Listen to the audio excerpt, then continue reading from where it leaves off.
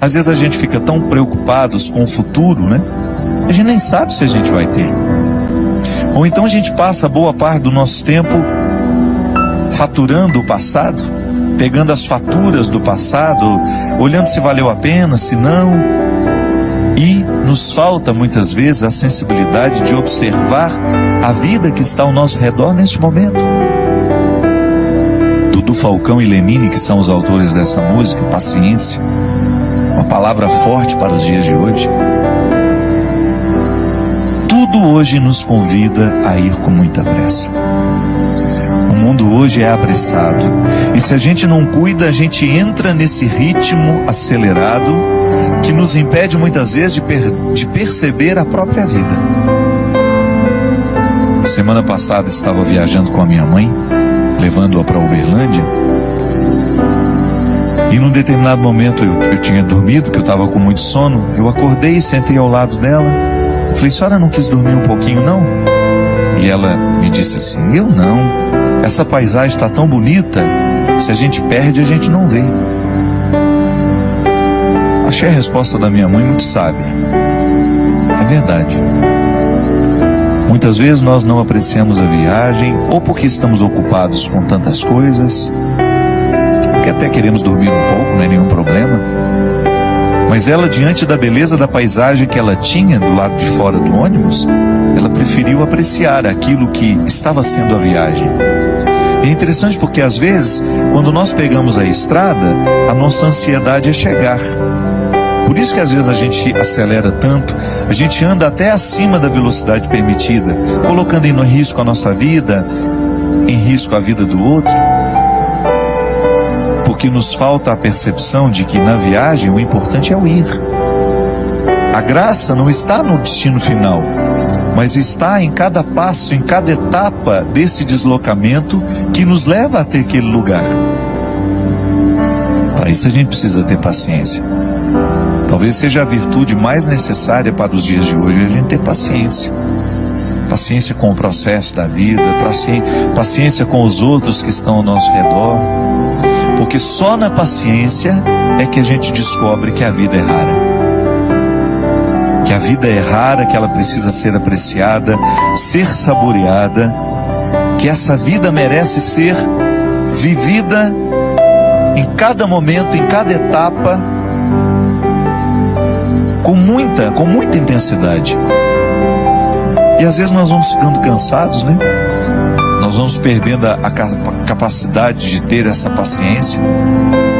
Pode observar, quando nós estamos estressados demais, a primeira coisa que a gente perde é a paciência. A gente tem dificuldade de lidar com o tempo, a gente tem dificuldade de lidar com as esperas, com as demoras, a gente quer tudo para ontem. A gente coloca a nossa alma num ritmo tão acelerado e que é tão contrário a ela. Minha gente, nós precisamos prestar muita atenção no ritmo que nós estamos dando à nossa alma. Muitas vezes nós estamos fazendo a nossa alma viver num ritmo que sufoca, que mata aos poucos. E quem é que impõe esse ritmo à alma? O corpo. Porque nós não podemos separar as duas realidades. A antropologia cristã nos ensina que corpo e alma precisam ser conjugados juntos. Mas você não pode esquecer que elas têm necessidades diferentes. São duas realidades que necessitam de coisas diferentes. O corpo precisa de atividade física, precisa de alimento, precisa de descanso, precisa de conhecimento.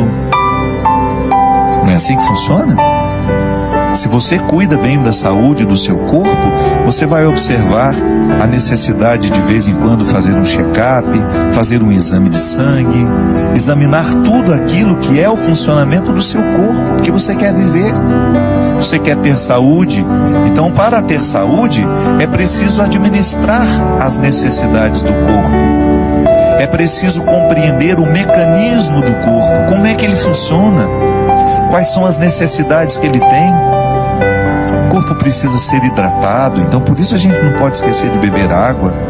O corpo precisa de higiene, por isso que nós não podemos deixar de tomar banho, cortar o cabelo, cortar as unhas.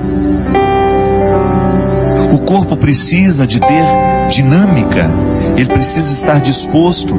Para isso que a gente coloca uma disciplina de atividade física, para que esse corpo não fique envelhecido mais do que a idade que você tem. Isso também acontece, às vezes a gente está com 50 anos, mas por causa da vida errada que a gente deu ao corpo, que a gente impôs ao corpo, talvez a gente já esteja com 70 anos na carne, mas não na realidade. Então o corpo tem necessidades que, se a gente não observa, ele entra num processo de falência logo. Aí aquela vida bonita que você poderia desfrutar, você não desfruta porque você foi negligente com as necessidades do seu corpo. Aí você vai para as necessidades da alma. Oh meu Deus, como são diferentes as necessidades da alma. A alma precisa de oração, a alma precisa de silêncio. Ao disciplinar o corpo numa quietude e num silêncio, a alma começa a entrar neste contexto de silêncio, de quietude, que é onde a gente vai ter a oportunidade de ouvir Deus falar com a gente. A alma precisa de música. Quantas vezes você chegou cansado em casa, tomou um banho, deitou na sua cama, colocou uma música que te relaxava e você sentiu que a sua alma agradeceu aquele carinho que você fez a ela? Isso é oração também. Ainda bem que nós temos aqui, as músicas que nos fazem rezar. Ou gosto de dizer, as músicas que rezam por nós. A gente grava tantos CDs todo ano.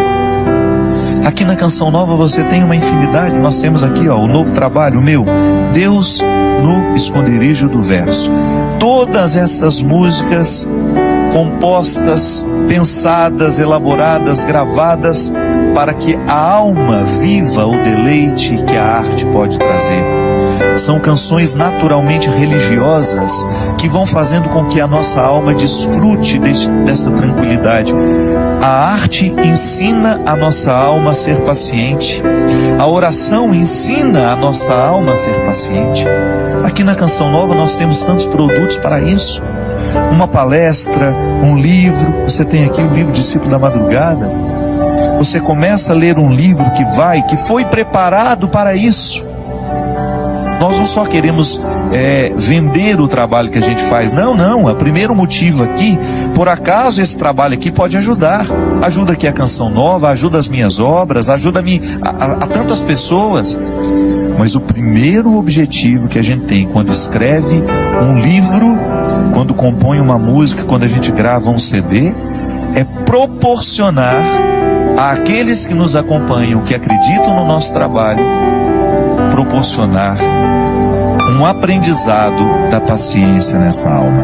Então a gente tem uma leitura que nos tranquiliza, que nos ensina valores, que mexe na nossa cabeça, que mexe no nosso jeito de pensar.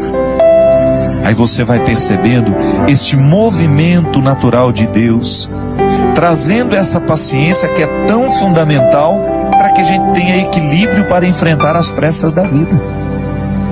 Porque eu vou te contar uma coisa, hoje é impressionante como nós encontramos pessoas que estão destruindo as suas vidas porque não aprenderam a paciência. A pressa nos mata. Você que está me ouvindo, eu tenho certeza que você sofre na sua carne as consequências da sua ansiedade. A ansiedade te adoece. A falta de paciência prejudica o seu relacionamento com os outros. Nós estamos agitados demais. Nós estamos vivendo para fora demais. Nós temos compromisso demais, quietude de menos. Você sabe que eu, na minha vida, como eu sou uma pessoa que tem uma vida muito pública, eu estou o tempo todo encontrando muita gente, eu trabalho muito, eu tenho muitos eventos, eu viajo toda hora, eu encontro muita gente. Eu assumi uma regra para mim. Quando eu chego na minha casa, ali é o meu claustro. Às vezes eu não aceito convite nem para atravessar a rua para almoçar na casa da minha vizinha. Porque eu sei que a minha alma precisa dessa quietude. Eu preciso do meu silêncio. E eu só saio quando eu realmente tenho de sair. Porque eu descobri que para eu dar conta De viver essa vida muito pública, eu preciso ter bastidores. Eu preciso ter o meu espaço de vida consagrada ao silêncio, à quietude, à oração. Porque nessa correria nem sempre eu consigo. Mas você já imaginou se eu chegasse na minha casa e impusesse a mim uma rotina de vida social que me retirasse para jantar, para isso, para aquilo, para uma festa? Não aguentaria a vida que eu tenho. E como eu privilegio a minha vida de missão, porque eu sou um missionário, eu escolhi ser missionário. Ninguém me obrigou a ter essa vida. Eu, para estar aqui toda quarta-feira, eu sei o sacrifício que eu preciso fazer. Para eu poder pegar as estradas e enfrentar os inúmeros desafios das estradas, a dispersão das estradas. Minha gente, às vezes até num camarim, que é aquele lugar último antes de entrar no palco para cantar. O camarim deveria ser o lugar da oração, do sossego, da tranquilidade. Isso não existe para mim. É lá que muitas vezes claro, não estou reclamando, estou dizendo, é a vida que ficou assim. Às vezes eu tenho tanta gente para atender, tanta gente querendo conversar comigo, que quando eu subo no palco, me restam 2, 3 minutos ali só para me concentrar, para entrar ali no palco e dar tudo de mim. Essa semana mesmo, eu fui a Poços de Caldas e eu tinha 1h30 para fazer o evento, porque eu precisava pegar a estrada de madrugada, que eu tinha um compromisso logo cedo em Taubaté. Senão eu não ia conseguir dormir nem 2 horas. E aí tudo bem, o evento começou, o show começou. Aí a minha assistente, a Mônica, que fica do lado, faltam 10 minutos. E aí eu olhei para aquele povo. Não tenho coragem de parar o show aqui agora, porque eu preciso ir embora. Ali é o lugar da minha dedicação. Você sabe por quê? As pessoas vão ali para me ouvir. É claro que depois eu me dou o direito de dizer, olha, não vou autografar CD de ninguém, não vou tirar foto com ninguém, porque eu preciso ir embora. Mas o meu tempo de evangelização em cima do palco é sagrado. Ali é o horário de exercer o meu ofício. Eu não posso ter pressa no ofício de evangelizar. Mas quando eu chego em casa, eu preciso me dar o direito de viver esses bastidores, de viver esse silêncio, essa quietude, de desligar um pouco o meu telefone, de esquecer que ele existe, de estar um pouco mais diante de Deus, para que Ele me preencha, para que depois, quando eu voltar para a estrada, eu continue tendo o que oferecer ao outro. Olha aqui, você tem uma vida diferente da minha. Você não tem essa necessidade de evangelizar como eu evangelizo. Mas não se engane, você também tem a mesma necessidade que eu tenho de ter bastidores. Sua vida te exige. Você tem uma vida social que te joga para fora o tempo todo. Você trabalha muito, você encontra muita gente. E qual é o espaço que você cria para criar dentro do seu coração esse espaço de paciência que só Deus pode nos dar? Qual é o espaço que você cria para que Deus tenha condições de moldar a sua alma de acordo com a sua vontade, com o desejo que Ele tem? Qual é o espaço que você oferece a Deus para que o seu florescimento espiritual aconteça? Para que você não se desgaste demais nessa vida que não para, nessa vida que é tão rara e que muitas vezes você não percebe por causa do modo de vida que você escolheu viver. Quando eu dou o meu testemunho de que eu tenho estrada demais e muitas vezes bastidores de menos, e que por isso que quando eu chego em casa eu tenho que me recolher e proporcionar ao meu coração uma restituição espiritual, eu fico pensando também os meus amigos que são padres, que enfrentam no seu dia a dia o desafio de atender as pessoas o tempo todo, porque muitas vezes as pessoas não estão preocupadas com o descanso do padre. Eu já encontrei muitos padres que ficam até constrangidos de dizerem que vão tirar um dia de férias, uma segunda-feira, por exemplo, para descansar. É direito dele. Ele precisa restituir no coração aquilo que ele oferece ao longo da semana. padres, há padres que celebram 5, 6 missas por domingo. Isso é desgastante, minha gente. A graça de Deus nos sustenta, mas nós também precisamos buscar.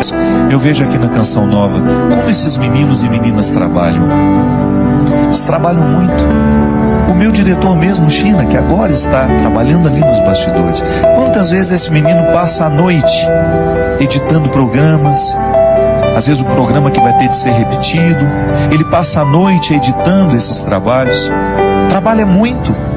Se você vê essa equipe que está aqui, eles são trabalhadores e não tem muito tempo, não. Mas você vai olhar para eles, você vai buscar na vida deles, os consagrados sobretudo, sempre encontram o seu espaço de estarem em silêncio diante do Senhor, buscando a restauração dessa vida espiritual que vai por água abaixo se a gente descuida. Eu já lhe disse isso aqui uma vez e volto a repetir. Fundador da Congregação dos Padres do Sagrado Coração de Jesus, lá onde eu fui formado, graças a Deus, toda a minha formação eu devo à Congregação do Sagrado Coração de Jesus. Padre João Leão Deon, ele dizia assim: Deus não pode fazer nada com as nossas obras se antes Ele não possuir o nosso coração. É disso que eu estou falando. Quando nós oferecemos a Deus o nosso serviço e esquecemos de oferecer a Ele o coração, que é a metáfora de todos os meus bastidores, Deus não poderá restituir aquilo que eu ofereço ao outro através do meu trabalho.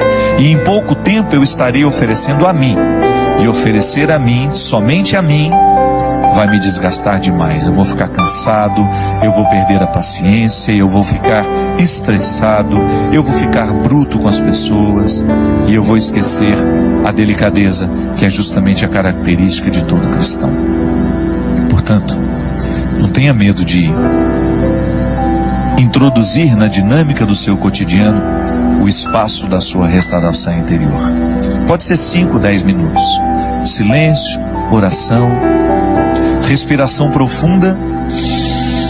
O exercício da respiração profunda é excelente para quem quer descansar, para quem quer dormir bem. Uma boa leitura, uma música que vai lhe fazer bem. Não vá para a cama sem lhe oferecer este oásis que vai lhe dar condições de trabalhar essa paciência dentro do seu coração.